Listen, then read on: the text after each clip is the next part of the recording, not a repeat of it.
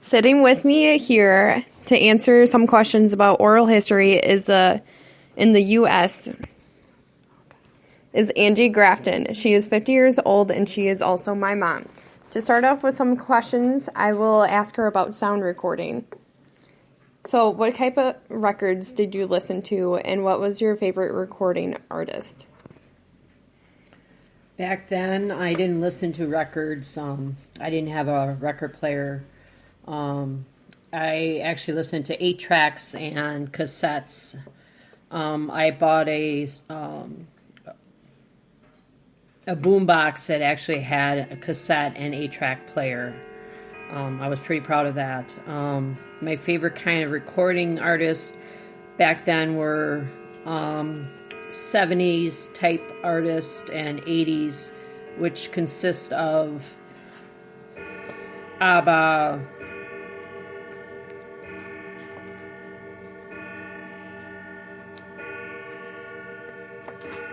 That's okay. Beatles, that kind of stuff. Was there any kind of music that you weren't supposed to listen to? No, not really. I wasn't restricted from any type of music. Did your parents have any limitations to when you can play your music at your home? Once I had a bedtime, I could not listen to music. I had my boombox in my room, and I would actually go ahead and play that. Also, I had blank cassettes, which I would listen to my radio station back then and record my favorite songs. Where did you buy your cassettes, or how did you find out about the artists that you've listened to? Mainly from teen magazines, what other kids of my age talked about. Okay, now talking about the radio, what do you remember about your experiences with radio? Radio actually had bad reception. You always had to move your antennas around and try to extend it to basically get a better reception. Sometimes had to connect other wire type things onto your antennas to try to get a better signal. Like bunny ears? No, we had to actually make our own type of bunny ears. What type of programs did you listen to? Mainly just the top hits at that time, which was the 80s. Do you remember anything about the early radio commercials? Radio commercials were mainly just short and brief.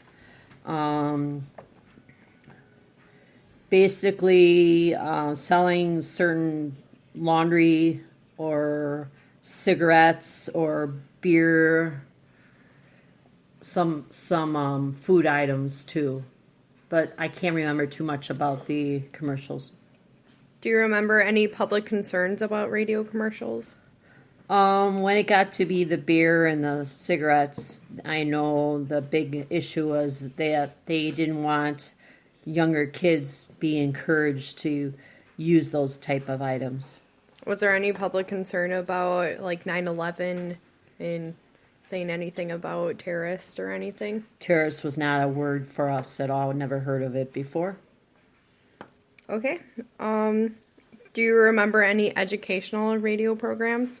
PBS on TV. For radio, no. Except for maybe something that was on AM radio, but I did not listen to AM radio, just FM. Do you have any specific memories, good or bad, about listening to radio when you were young? And if so, what are they? Memories of just having the music out loud and just so I could dance to them and sing to them. Did you already have FM radio available when you were born? Oh, of course. Okay. What was TV like when you were growing up? TV, it was kind of a mixture of, we only had like 12 or 13 channels, basically to the channel 13 back then. PBS, which was your public radio, public television, that was somewhere in there as well. Saturday morning was always cartoons. That was the only time you could watch cartoons.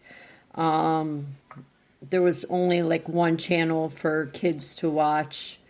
All the rest were mainly comedies and stuff like that. No reality TV like they have now. Where did you watch your first TV programs, and what was the viewing experience like? Probably when I was actually I was actually over 10 years old. I remember watching TV, and that's all I did for my pastime was watch TV and um, listen to radio and just kind of stayed with the family and played games. How much do you think your family's first TV set cost, and what factors do you think factored into this purchase? I would say probably I'm guessing $200 or $300. I honestly don't know. TVs were small back then. They were about 19-inch. They didn't have much for features at all. What was the reception like on that? There again, you had TV antennas. You don't have cable back then, or satellite at all. So it was basically whatever your antenna could pick up from the local channels, which was Madison channels, which at that time your CBS, ABC, PBS, that kind of stuff, NBC. Did you view TV with your family, and what was that session like? Say that again? Did you view TV with your family, like sit down around a TV? Occasionally we sat together and watched TV, but mainly it was just myself and my brothers would watch TV. How did TV change your home life? Mainly that was my source of fun because I was kind of limited. I couldn't leave the house except for school. Wasn't participating in any activities at school, so TV and radio was pretty much my only source of fun. How would you compare TV experiences in your youth with how you experience TV now? I've gotten away from watching real TV and been watching Pacific type of channels, like your medical type of shows that I like to watch, like forensic science or and stuff like that. I got away from watching real TV because reality TV has gotten too much and too involved that it just discouraged me away from watching regular TV. So do you have more channels and you like to watch things like Netflix now, or? I have more, well, obviously we have cable, so we have over 200 channels, and plus we have channels that have actual music that you can listen to, and movie channels, which we never had when we were younger. If you have cable or satellite TV, how did you decide to get it, and what factors went into this decision? Because of location, we gotten satellite TV, direct TV, since probably the last 20 years, and basically so you could get more channels and more options of movies and stuff like that. It kind of sucked when it gets to be rain and storms come by, the power goes out on the television, so then you're resorted back to watching your VHS tapes back then, or when I was younger it was reel-to-reel type movies. We did a lot of that when I was really young. What's reel-to-reel type TV? It's basically 8mm films that actually are on two reels, like they are in a movie theater. And my dad had a bunch of those type of movies that all were mainly scary, black and white, Frankenstein and Dracula and the Mummy. And that was our fun, was to go downstairs in the basement with no lights and just watch that. Okay, for movies, what was your first movie going experience like, and how are they different from today? My first movie experience that I remember was watching Grease, and that was in a drive-in theater in Wisconsin Dells with my family. What was the other question? How is it different from today? Well, now you've got bigger screens and better sound, better pictures, projection, IMAXs. More comfy, maybe?